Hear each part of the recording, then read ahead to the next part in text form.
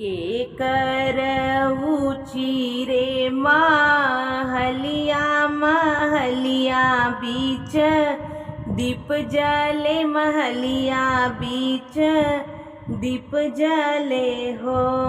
ललना के कर बाटी सुंदर सुंदर रनिया तलम्बी केसिया भुइया लोटे लंबी केसिया भुइया लोटे हो।